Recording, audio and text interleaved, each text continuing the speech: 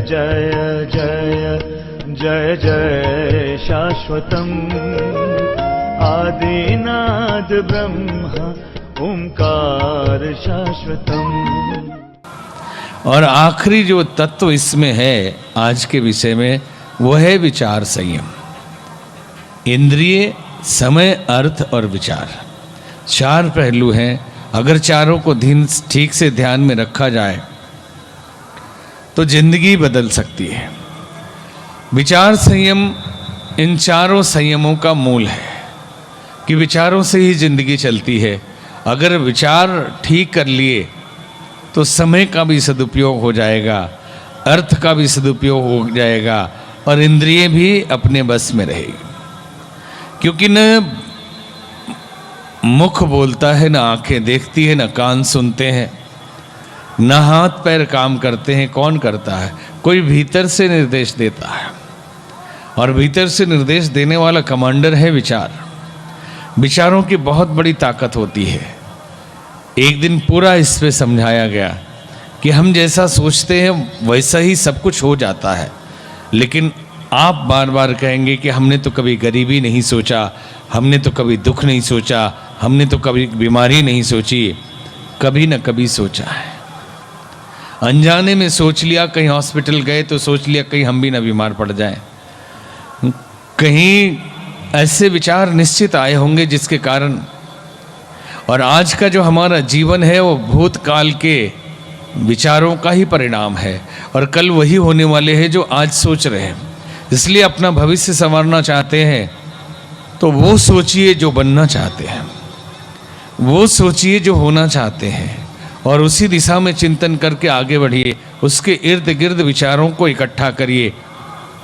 60,000 विचार हमारे मन में 24 घंटे में आते हैं, और मन की ताकत पे बहुत सारी किताबें हैं। मन क्या है? विचारों का समूह ही तो है। तो एकाग्रित और सात्विक विचारों का प्रवाह हमारे जीवन को बदल देता है। तो इसलिए जिंदगी में पहले एक गोल बनाए, क्या बनना है, कैसा बनना है, और वैसे विचार इकट्ठा करें, वैसी किताबें पढ़ें, वैसा चिंतन करें, तो हमारी जिंदगी अपने आप उधर चली जाएगी। हमने बुराइयों से शुरू किया था कि जीवन में छोटे छोटे छिद्र होते हैं, उससे बुराइयां प्रवेश कर जाती हैं और पता भी नहीं चलता, और कब जिंदगी की नाव डूबने लग जाती है, और धीरे धीरे ये बुराइयां आती है। कोई बुराई हो या अच्छाई हो, सब चिंतन का ही खेल है। चिंतन जितनी बार हम रिपीट करते हैं और बार बार उसको दोहराते हैं, सोचते हैं, देखते हैं, वही हमारी आदत और संस्कार बन जाते हैं। और संस्कार ही मनुष्य का व्यक्तित्व होता है। तभी तो कहते हैं कि चिंतन से चरित्र बनता है और चरित्र से व्यवहार बनता है। जो हम सोचते हैं वही हमारा चरित्र है, और जो चरित्र है वैसा ही व्यवहार हम करेंगे। बनावटी व्यवहार बहुत दिन तक चल नहीं सकता। जो हमारे चिंतन है उसी तरह का व्यवहार हमारा होगा। तो सोच बहुत बड़ी चीज़ है, चिंतन बहुत बड़ी चीज़ है। चिंतन की बहुत तगड़ी फ्रिक्वेंसी होती है। मंत्र विज्ञान के अंतर्गत हमने संकेत किया था, शायद जल्दीबाजी हो तो न भी बोल पाए हो, कि जो कुछ भी हम सोचते हैं, जो बोलते हैं, जैसे तालाब के अंदर झील में एक पत्थर या कंकड़ आप मारें तो तरंगे उठती हैं, किनारे तक जाती हैं और लौटकर अपने उद्गम तक आ जाती है जहाँ से चली थी। ठीक वैसे ही ये पूरा ब्रह्मांड एक ईथर का तरंग है, प्राण के तरंग में ओतप्रोत है, और जो कुछ भी हम सोचते हैं या बोलते हैं पूरे ब्रह्मांड में चला जाता है और वहाँ स्थिर रहता है। उसका ह्रास नहीं होता, वो नष्ट नहीं होता। विचार नष्ट नहीं होते, ध्वनि भी नष्ट नहीं होते, तो वो नष्ट नहीं होते।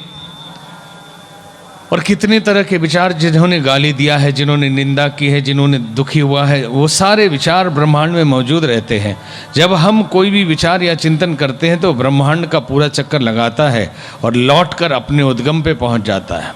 जहाँ से चला है वहीं से पहुंच जाता है, और जाता अकेले है लेकिन वापस अकेले नहीं आता। कैसे आता है? किनके साथ में आता है? अपने सगे संबंधी रिश्तेदारों को साथ लेकर आता है। इनके रिश्तेदार कौन है? जैसी विचार तरंगे हमारी होंगी, जैसी भाव तरंगे हमारी होंगी, वो आसमान में जाकर वैसे विचारों को पकड़ लेगा। इसलिए कभी भी आप एक विचार करें और आप देखेंगे कि थोड़ी देर के बाद वैसी विचारों की श्रृंखला बन गई और उसमें बंध गए, उसके चेन जैसा बन गया, छूट ही नहीं रहे। वो विचार अच्छे हों तो अच्छी बात है, अच्छे विचारों को लेकर आएंगे, आपको मजबूत करेंगे, शक्तिशाली करेंगे, आपको पॉजिटिव करेंगे।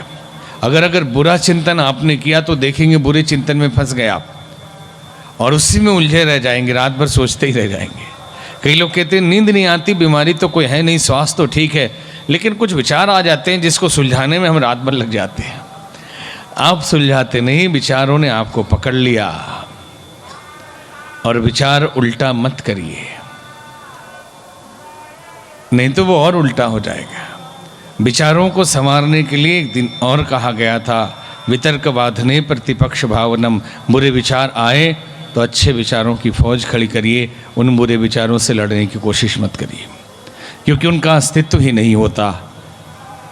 जैसे अंधेरे का अस्तित्व नहीं होता, प्रकाश के अभाव का नाम अंधेरा है, घृणा का अस्तित्व नहीं होता, प्रेम का अभाव घृणा है, और बिखराव का अस्तित्व नहीं होता, संगठन का अभाव है। वैसे ही बुरे विचारों का अस्तित्व नहीं होता, सद्विचारों का अभाव है। हम अपने अंदर जितने सद्विचार भर लेंगे उतने ही शक्तिशाली बनते जाएंगे। तो जीवन की दिशा में, जीवन लक्ष्य प्राप्ति के लिए मूल जो गुरु है, मास्टर है, ड्राइवर है, वो हमारे विचार हैं। अगर विचार बिगड़ गए तो जिंदगी में सारी संपन्नता और सारी विभूति, सारे वैभव रहते हुए भी वो कहीं भी गड्ढे में ले जाकर गिराएगा। हम गड्ढे में गिर जाएंगे। मन ही तो विचार है और मन ही तो हमारा ड्राइवर है, हम तो इसके मालिक हैं। शरीर वाहन है, लेकिन समस्या ये हो गई है कि संगठित विचारों को मन कहते हैं और विचार ही हमारा ड्राइवर है। और ड्राइवर इतना बदमाश है कि मालिक से भी शैतानी करता है, और मालिक इतने सहज सरल कमज़ोर हैं कि ड्राइवर को ही सब कुछ सौंप दिया और डरते रहते हैं ड्राइवर से।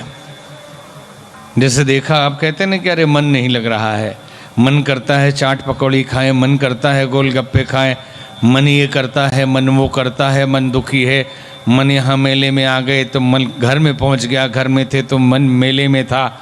ये मन सब करता है, तो सब मन ही करेगा, हम आप कुछ नहीं करेंगे। ये सब मन ही कर रहा है, तो फिर मन ही मालिक हो गया, हम तो फिर बेकार के मालिक हैं।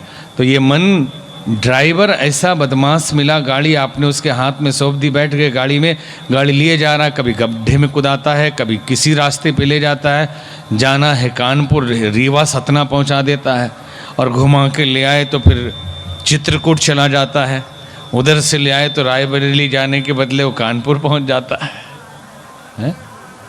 और आप डर के मारे कुछ नहीं बोलते। जब कोई समझाने वाला आए, बोले कि भाई जाना था आपको लखनऊ, कहाँ इधर सतना घूम रहे हैं, इधर पन्ना दमोह कहाँ पहुँच गए, जबलपुर कैसे पहुँच गए? तो वो कहता है कि मेरा मन कहता है इधर चलो। अच्छा, मन कहता है जाना तो था उधर, तो केवल मन के कहने से उधर चले जाइएगा। मैं क्या करूं, मन मानता नहीं, मतलब ड्राइवर मानता नहीं। ड्राइवर जिधर ले जाए उधर जाने देंगे आप? तो हम सब की ज़िंदगी ऐसी है कि मालिक तो कहीं खो गए, ड्राइवर मनमानी कर रहा है, पूरी गाड़ी को खंजर बना दिया, तोड़ तोड़ के, चला चला के, गड्ढे में गिरा गिरा के। और हम कहते गाड़ी टूट गई है, हम बहुत परेशान हैं, अब गाड़ी चलने लायक नहीं, अर्थात शरीर जर्जर हो गया, अब चलने लायक नहीं। क्यों? मन ऐसा कहता है दारू पियो, लीवर खराब हो गया उसका, गाड़ी का लीवर खराब हो चुका, लेकिन मन कहता है, मन मानता नहीं। अरे ड्राइवर बदल दीजिए, बोले ड्राइवर नाराज हो जाता है। तो ड्राइवर से इतना क्या लगाव है? तो इतना बदमाश ड्राइवर है कि दूसरे ड्राइवर को आने भी नहीं देता। तो बुद्धिमानी ये है कि कोई ड्राइवर लाए, अर्थात अच्छे विचार लाए। ये विचार ही तो है पहले जो ड्राइवर है हमारे, अच्छे विचार लाएं और इस ड्राइवर को संकेत करें कि रिश्तेदार है, गाड़ी में बैठने आया, ये ड्राइव करने नहीं आया। अर्थात जो विचार चल रहे हैं उनको दबाने की कोशिश न करें, अच्छे विचार लाइए। केवल धीरे धीरे जब अच्छे विचारों की संख्या बढ़ जाएगी जब सहयोगी बढ़ जाएंगे तो अकेला ड्राइवर दब जाएगा और धीरे से स्टीयरिंग पकड़ लेंगे कि अब तुम साइड हटो, और थोड़े दिन में धक्का मार के उतार देंगे। तो हमारी जिंदगी विचारों से चलती है। अगर ये रहस्य समझ में आ गया तो रोज हम विचार से नहाएं, विचारों का भोजन करें, विचारों में डूबें, और जो लक्ष्य है हमारा लक्ष्य बनाकर, लक्ष्य के अनुकूल विचार का घेरा बनाकर उसके अंदर रहें, नहीं तो भटकते देर नहीं लगती है। यहाँ से भटकते देर नहीं लगती, कहाँ से कहाँ पहुँच जाएंगे। बार बार वो लाइन हमें याद आती है कि वहाँ से फिसले तो यहाँ आ पहुँचे, मालूम नहीं था इतनी ढलान है। हम तो धीरे धीरे करके फिसले थे कि थोड़ा सा क्या फर्क पड़ता है, और इतना फिसल गए कि गड्ढे में गिर गए। अब तो लगता है अब कहाँ निकलेंगे, हो गया। इसलिए जिंदगी को संभालने के लिए 4 चीजें आपको बताई गई कि इंद्रिय झरोखे हैं, और छिद्र वाले बर्तन में, छिद्र वाले पात्र में साधारण कोई चीज कोई नहीं दे सकता, गंदे पात्र में तो परमात्मा की शक्ति कैसे मिलेगी। भगवान बुद्ध से एक दिन राजा प्रसेनजीत ने कहा कि हे तथागत, ध्यान में मन नहीं लगता।